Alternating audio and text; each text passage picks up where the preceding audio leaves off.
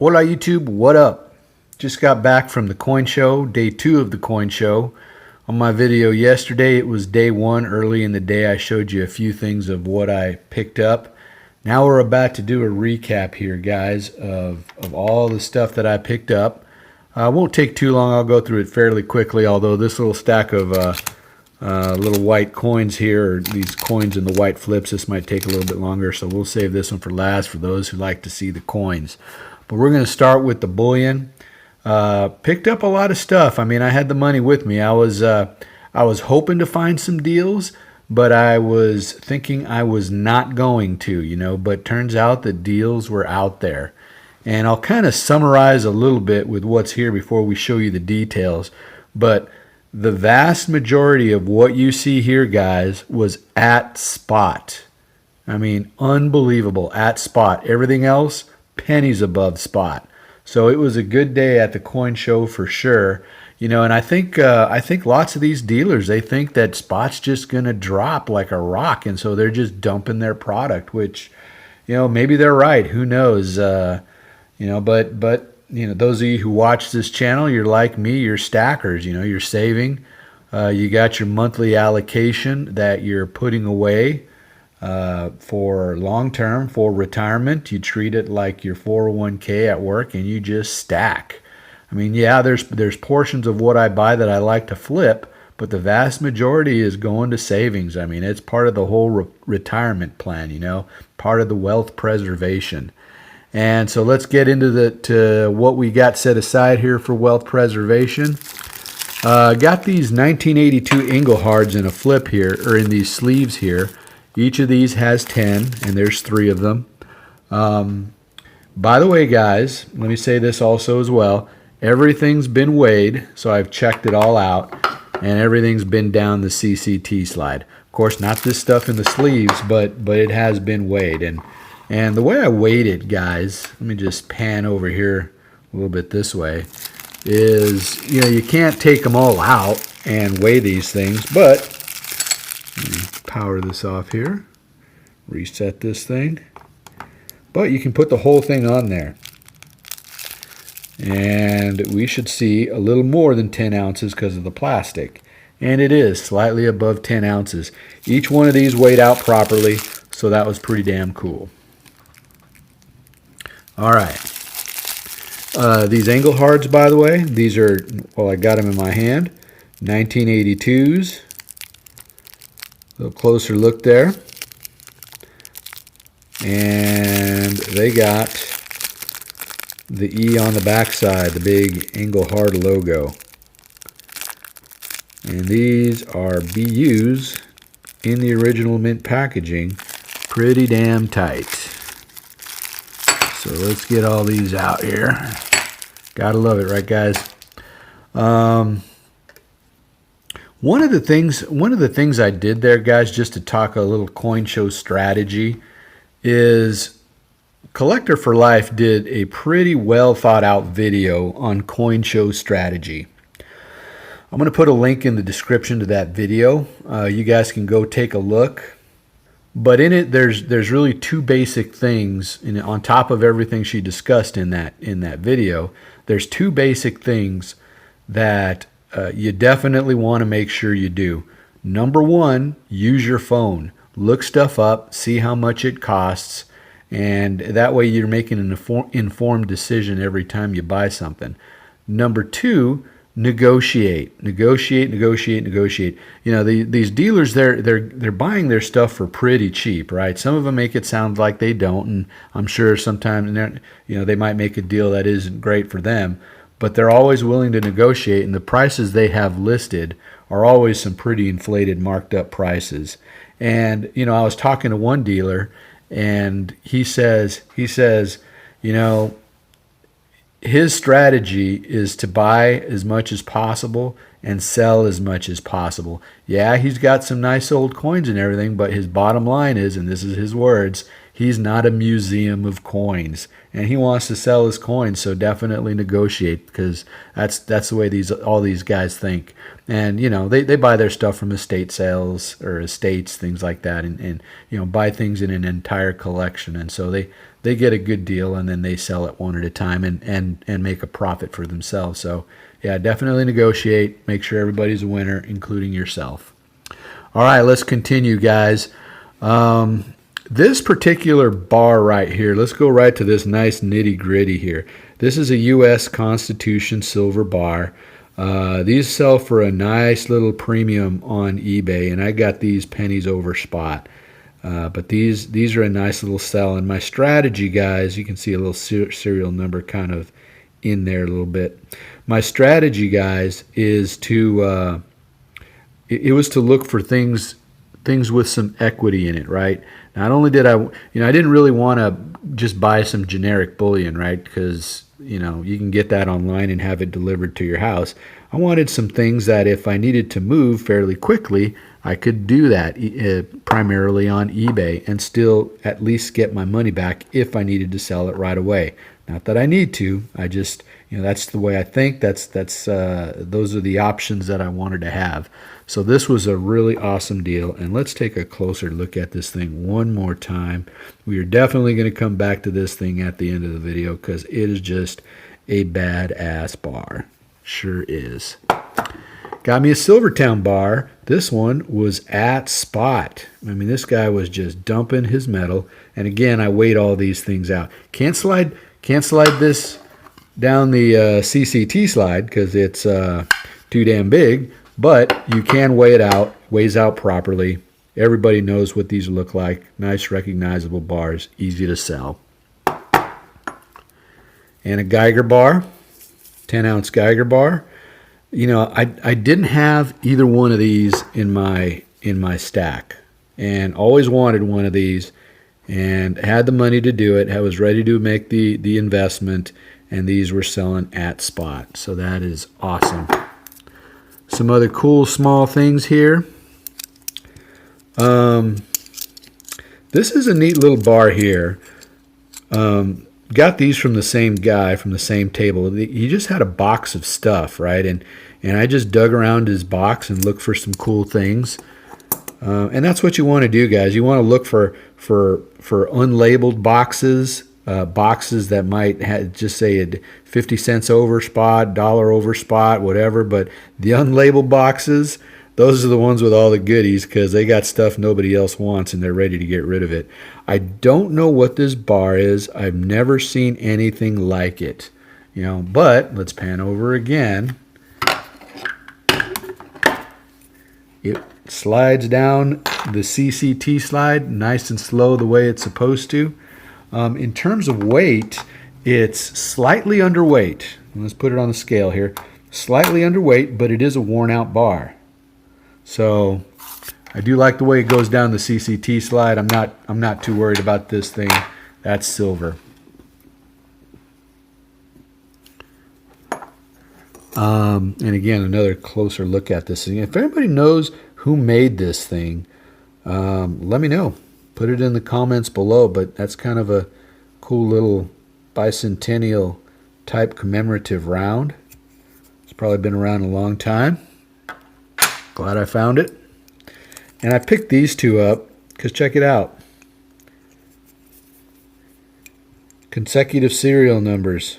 You don't see that a whole bunch in these old bars, huh? A couple of consecutive serial number old national bars.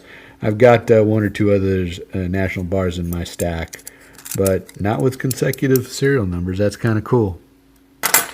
Some other cool generic rounds I picked up, and if you saw from my video yesterday, I said I was going to go get another one, and I did.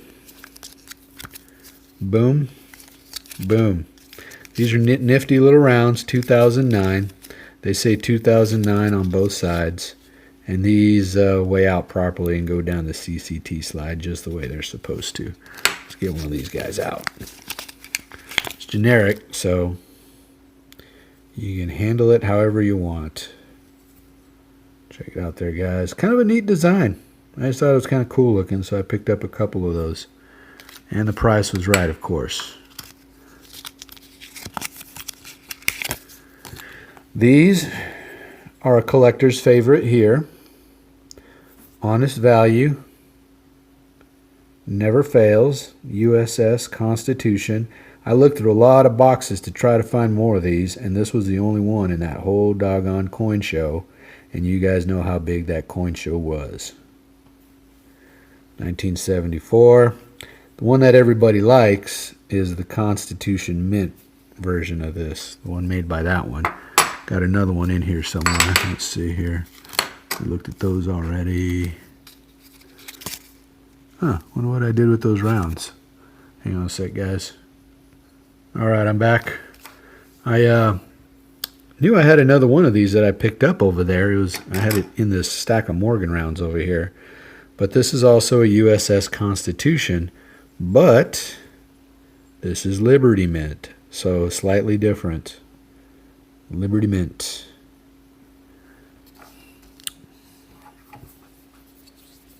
Two side by side here. They've got that cool, same little text from the Constitution. No state shall make anything but gold and silver coin as tender for payment of debt. Cool. And there you go. That's cool. I like those. I got a tube of vintage rounds that I'm going to be sticking these into. So that's cool. Another cool little vintage round, Sunshine Mint. You see these all over the place. And I bought this one from this guy. You know, this guy was selling his rounds for $1 over spot. Everybody else was like pennies over spot or spot. But, you know, I like the guy. He's often giving me awesome deals. You know, I went and chatted with him for a little bit. He wasn't there with his price, but, you know, I gotta at least get one round from him just to maintain the relationship, you know. And I'm sure probably by the end of the show he was probably lowering his price like everybody else because, daggum, everybody was they're just dumping their silver, and it's kind of crazy. These Franklin halves, below melt, guys, below melt. I mean, unbelievable. So, you know, this one was one where I stopped at their booth early on day one, and you know they were a little over spot, not much over spot, but I didn't buy any Franklins from them just because of all the other awesome deals that I was finding around. And on day two, you know, in the afternoon when I went by, below spot, they had a different price marked on their 90% stack there, and they had it in a pile too. It was sort of a pile of 90% silver on their table here. A pile of Franklins, pile of quarters, pile of Rosies. Their Mercs were a little bit more. I didn't get any of those, and their Walkers were a little bit more. I didn't get any of those, but I got a bunch of Franklins for below melt. That was awesome. Some Morgan dollars. These were above melt, but a very, very low price. I mean, this is silver bean counter low, guys. These were some really low prices they had over there. As a matter of fact, Hi-Ho Silver, if you're watching, I got the same price as you did at your last coin show. So yeah, these were an awesome deal, and I bought all he had at that price. So, you know, this was a guy who on day one had a whole bunch of Morgans, a big pile of Morgans, and he was selling them at $20 a pop. And on day two in the afternoon, after it was picked clean, he had some beat up ones left with a sign there on the table that said, you know, he had his price, and it's like, daggum. The only one I didn't pick up was the one with a hole in it. I did not pick up the one with a hole. But we got a 1990 Morgan, 1921, 1886, nice.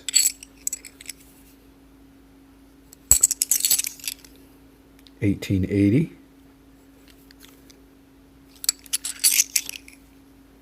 1891, and then a peace dollar, 1922, very common. Huh, somebody's scratched something in there. But there you go, guys. And finally, in terms of bullion, a couple of little half-ounce rounds. for dirt cheap. And I got these from this same guy that just digging around in his box. His box of stuff that nobody wanted. State of South Dakota, 1889 seal. So this is just some sort of state of South Dakota round. But you can see the ½ ounce 999 fine silver down at the bottom in that banner. So pretty cool. Glad I picked up all that stuff. All right, YouTube. Before we move on to the little individual coins there, I'm going to crack me open a cold one because I deserve it. It's a lot of work going to those coin shows, walking around, standing around, slouched over, especially digging through these. That's a job right there, but it's a fun job, right? But before we get into these flips, though, supplies were friggin' awesome. I mean, American Eagle tubes, 3 for $1. It's going to take me forever to fill these up, but at 3 for $1, it's like, daggum. I got a couple other stackers in my family. It's like I'll pass a couple on to them. And we'll see how many of those I can fill before I die. Generics, same thing. These were dirt cheap too. And it's like, I'm buying generic and Silver Eagles. That's typically what I buy unless I find cool stuff like this with, that you can sell for a premium. But yeah, picked up all these tubes for cheap, and we'll work on getting those filled over the years. All right, let's get into this, these flips, guys. All sorts of cool stuff. What I've already done, and you'll see the prices on some of these, I marked through the price that they had it for, and I already put the price I paid. This is probably the most expensive coin that I bought right here for $30. This is a beautiful cap and raise, 1871. Very nice. Un peso. It's got República Mexicana, 1871. A gorgeous, gorgeous coin. I did not have one of these in my collection. This is what I'm calling collection, right? So, yeah, there's silver in it, and silver is what got me buying collections as well, but I did not have one of these in my Mexican collection, so I had to pick one up. Awesome coin. There you have it. I'll go through some of these kind of quick. You've seen them before. And again, with the negotiation, guys, when you're sitting at a table, lots of these are cheap coins and stuff, but they'll still negotiate these. They may, I don't know that it's worth negotiating one at a time, but when you walk up to the guy with the stack of these things, see if you can get half off. Some of them have them in a half off bin already, and it's, maybe you don't need to mess with the half off bin prices. But the other ones, yeah, get yourself a stack and work out a deal with those guys, because they are all ready to wheel and deal. So this is a cool coin, a Chinese coin, and I believe I picked up 2 of those. Yep, sure did. They're slightly different. They're silver, and yep, 0.1397 silver. Or no, is that 0.1397 grams? I don't know. Maybe it's 0.1397 ounces of silver. I got to get, this is how he had it marked. Of course, I have my phone. I'm looking stuff up. I know what they're worth. And for this kind of stuff, you do pay a bit of a premium for in terms of silver. But I like to have, I've got a world coin collection going, and I just like to have nice examples from other parts of the country. These little dragons just look phenomenal. I mean, look at that. Wow. Can you imagine what these might have looked like right out of the mint? This one appears to be in a little bit better condition in terms of details. Check out the scales on that guy. Wow. Awesome coin. So there you go. It's a little bitty coin here from France. A little 50 cents. It's got Napoleon on it. That's why this one doesn't. This one does not. This is a little later, after Napoleon, 1867 versus 1872. But I like the piece of history. I like the silver. It was cool. And so I picked it up. Got a, basically a quarter size Napoleon in the stack coming up here in a little bit. Little half ounce Medio Balboa. Overpaid for that by a little bit. I typically like to get these things for under $10 when I can, but this one was in pretty good condition, and it was part of a stack I picked up. $14. That's, I'll go with that. 1930. I'll go with that. That's a nice little coin.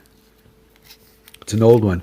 The ones that are younger than this, you can find those for $10 or so, even under $10. But from the 1930s, these really older ones, and in this condition, you pay a little bit of a premium for those. But I like the price that the guy came down to, so I picked it up. Here's that other Napoleon coin that I was telling you about. There you go, 1 franc, 1967 as well. And here we go, a 1935 crown. This is only 50% silver, a little under 50% silver, actually. And it's not marked on here. I need to mark this one. But this is definitely not a full silver coin. But check that out. Everybody recognizes the slaying the dragon dude there. Pretty cool. Nice. I always forget to flip these like this. Nice coin. I like this crown. And this is actually my first crown for my collection, guys. I do not have another crown coin. This is my first one, so awesome to pick that up. Couple of bucks for this. This is only like, this only has like $1 worth of silver in it, but just under $1 actually. But this one is in really awesome shape. Really awesome shape. And I paid the $2 list price for this one because it's in nice shape. That's a wow. That's BU right there. That is a BU coin. Yep, 13. That's my uncle right there. You know it. Yep. 1 Bolivar. Or a Bolivar coin. I think this is 5 Bolivar actually, if I recall correctly. Yeah, it doesn't say on here. Awesome coin, awesome toning. Still got a lot of cool detail in there. Check that out. 90% silver coin. Paid $20 for it. In terms of silver, definitely a premium, but this is a nice piece of history. Nice coin. Little Polish coin, 1933 commemorative. What it's commemorating, I don't know. I just thought that dude looked pretty cool. Guy gave me a good deal on this one. This is a silver coin as well. Not full silver. Need to mark this one as well. Look it up, mark it. This one does have some numismatic value to it as well. So in terms of silver, definitely a premium on it. But that's a cool coin. I like it. It's going to be fun researching this one. I found it on the NGC website on my phone while I was buying it. Looked at it a little bit. And I said, cool. Cool, cool. And Cuba. Everybody has seen Cuba. Another Dutch East Indies here. Brazil. Let's whip through the rest of these fairly quickly here. East Africa, 1 shilling, 1924. Is that cool or what, guys? Oh, man. Awesome. Austria.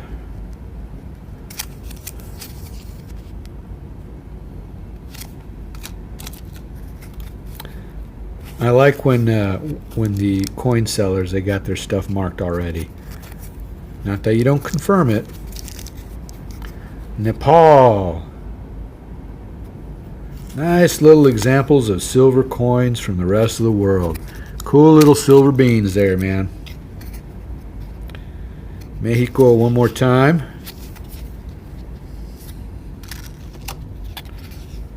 More Cuba. So the video is running really long. My phone actually filled up.